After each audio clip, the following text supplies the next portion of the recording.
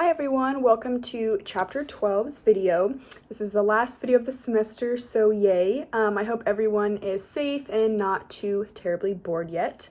So I wanted to outline my portion of the presentation before Latrice and Branton get into their segment, but I'm going to identify and describe the 4 components of competence and explain to y'all how different contexts can influence our individual intercultural competence.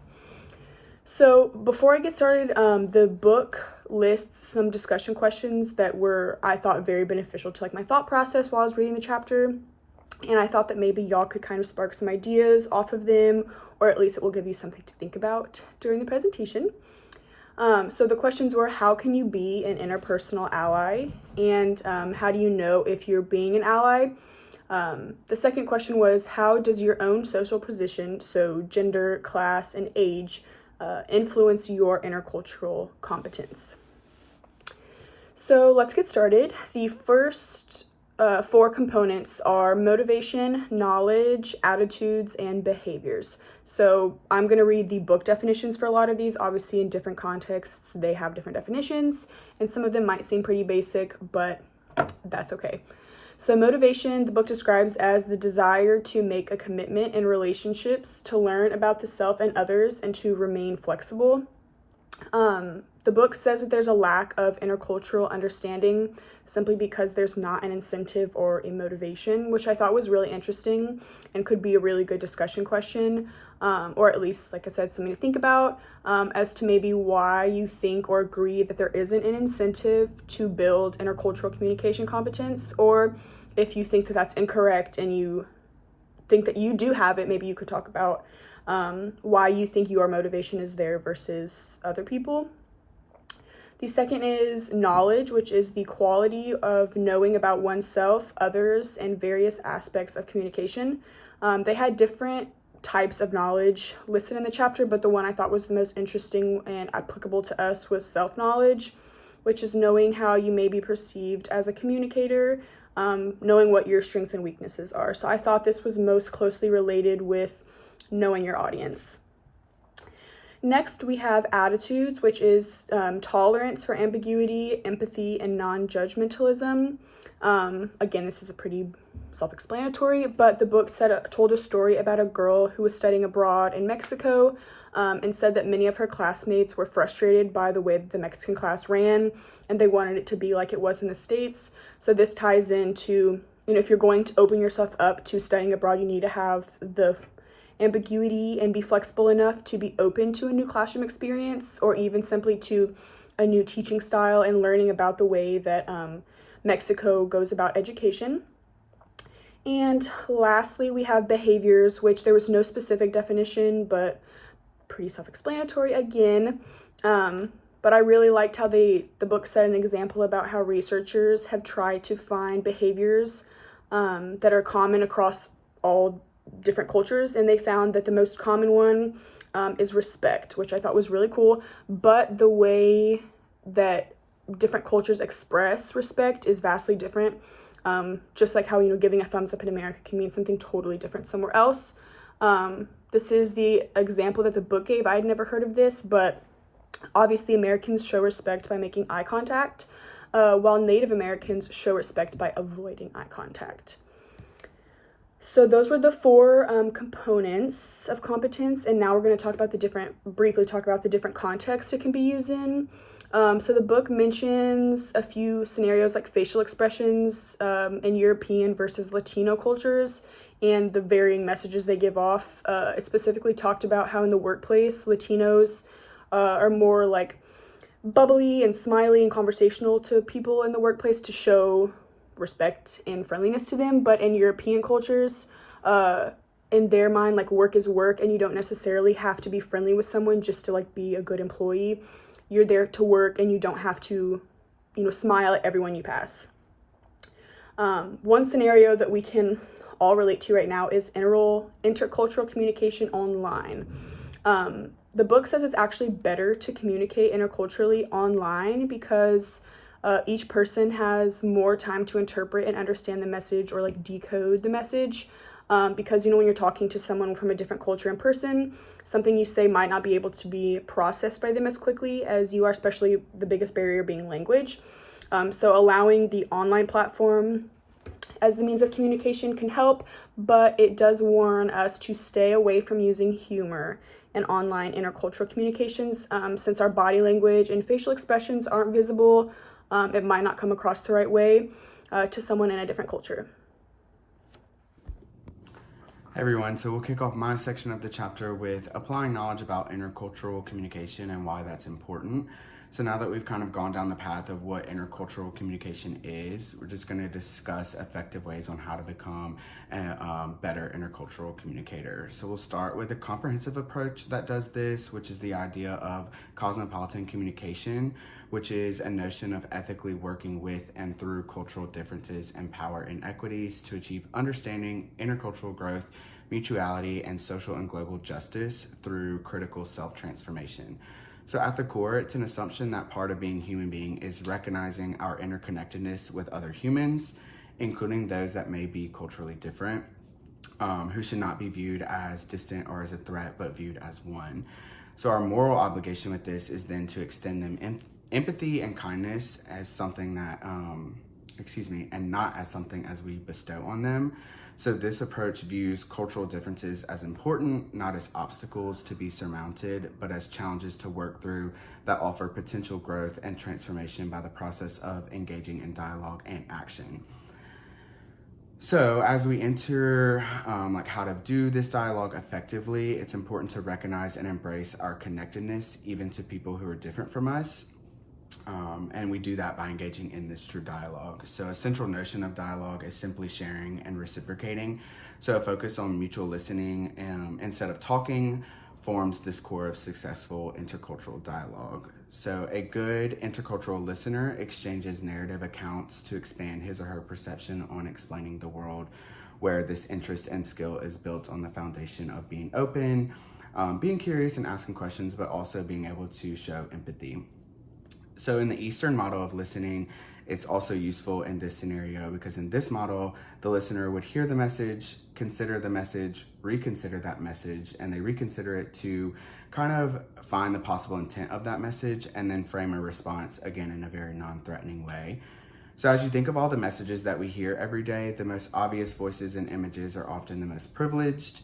So to resist the tendency to focus only on the loudest obvious voices, we should strive for harmonic discourse, which is when all voices are retain their individual integrity, yet combined to form kind of a whole, orderly, and cohesive discourse. So in intercultural contexts, there are two options for those who do not feel heard, and that's either exit or expression. So often ones that feel excluded or that their voices are not heard, they simply shut down and they either pull back from that conversation either physically or mentally. And when this happens, their contributions are lost, which is obviously what we do not want. So one way to become a more competent communicator is to work on a dialogue skills and engage in true dialogue, which we kind of just covered. A second way is by becoming interpersonal allies with people from other cultures.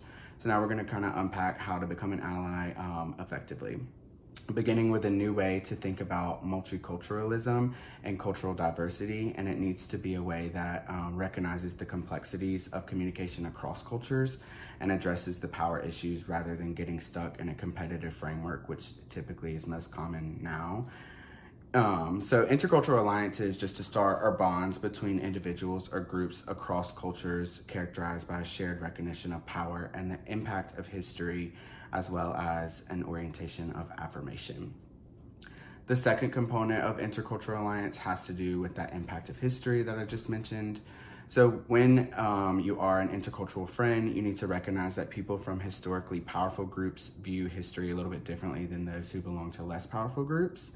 Whereas in this case, true dialogue involves a genuine commitment to listening, not being defensive, and to recognize the historical context that impact each and every one of us.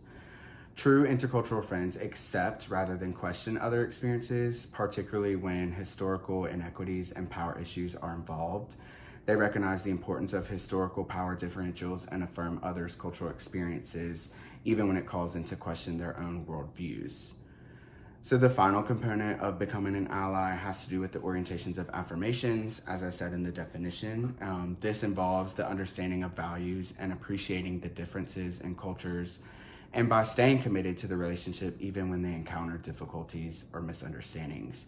So when an issue causes tension between two or more people, especially ones of different culture, it should be taken as an opportunity to learn from one another and understanding that those differences in values are important aspects of one's identity. And then to wrap up this section, we'll just talk a little bit about building coalitions and how many identities and contexts give meaning to who we really are as people. So those personal identifiers such as gender, sexual orientation, age, race, religion, and so on gain specific meaning and force different contexts for everyone. This is where coalitions can arise from. And the rhetoric that people use to mobilize these coalitions may speak in different ways depending on who's interpreting it. So as we strive to build better intercultural relations, we may need to transcend some of our identities or reinforce those. So these shifting identities allow us to build coalitions among different people and cultures to foster positive intercultural relationships for a better world. Coalitions are not always easy to build, but part of the process is the commitment to work through these emotional blows rather than withdrawing to the safety of or comfort of older identities as we continue working our way to a richer, more meaningful life by navigating between safety, stability, and change. So now I'm going to pass it along to Latrice as she wraps up the chapter for us. Hey class, so my name is Latrice and today I will be discussing some topics from chapter 12, starting with understanding the relationship between social justice and intercultural competence. I will be identifying and describing strategies for working for social justice. I will be explaining the role of forgiveness in intercultural communication, and I also will be identifying several challenges for the future of intercultural communications. So let's get started. So the first step with understanding the relationship between social justice and intercultural competence is to acknowledge that oppression and inequalities and inequities actually exist. I know when you hear words like that, you may think back to like your social sciences classes or your history classes where we learned of these things on such a wider scale. But the truth is, this happens around us each and every day of our lives. Whenever you leave out of your house, go into the public, you may see oppression or inequalities happening, and you just may not have noticed it, like you may not have really paid close attention to it, which is also step 2, which is to pay attention to the world around you. Just pay attention to different systems that are in place, and then you will notice how inequalities and injustices happens every day. One of the examples that the book gave us was workplace bullying. And I know you may think like, how can adults get bullied? Like adults don't get bullied, children get bullied, or how can you get bullied at work when there's HR? If you have a problem, all you have to do is go talk to your HR representative and, they will help you through it. But on most incidents, it's not that simple. It's not that easy. Workplace bullying is something that happens, almost every day in like most corporations that you may work for. If you haven't seen it yet, you will possibly see it, in the future at one of your future jobs.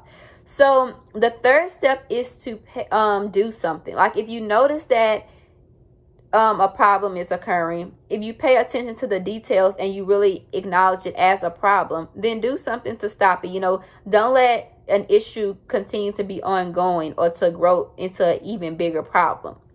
So a question that the textbook poses about workplace bullying is, first, is the hiring process non-discriminatory?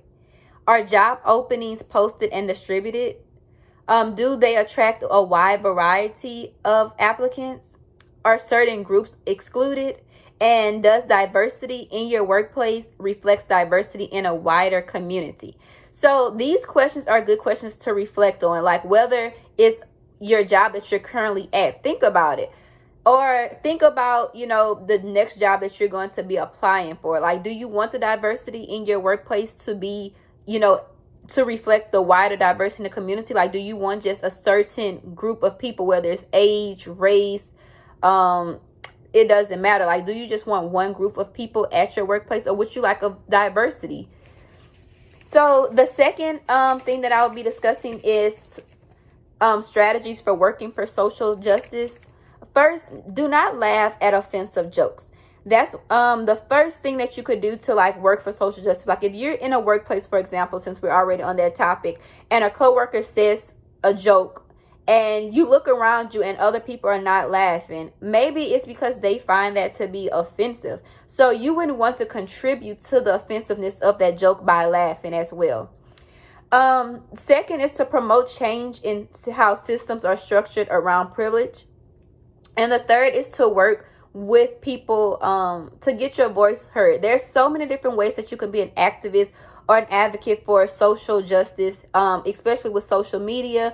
There's so many different groups that has appeared over the years, and really throughout like history, there's always been like groups to help you get your voice heard when it comes to social issues. So a thing that you can do for this section is to think about how you can contribute to these strategies. Next is forgiveness in intercultural communication. Now, forgiveness is important in all aspects of life, whether it's your personal life, in dealing with intercultural communication. Forgiveness is important. And as the book mentioned, it's important, but also it could be hard depending on the context of the situation. So even though it is hard, it's an option for promoting intercultural understanding and reconciliation. Like, unless there's forgiveness, there will always be the same problems because, they will never reach an understanding, or we will never get past this, which the book also mentioned that forgiveness requires letting go, moving on, and a true transformation of spirit. So that's very important with forgiveness and intercultural communication.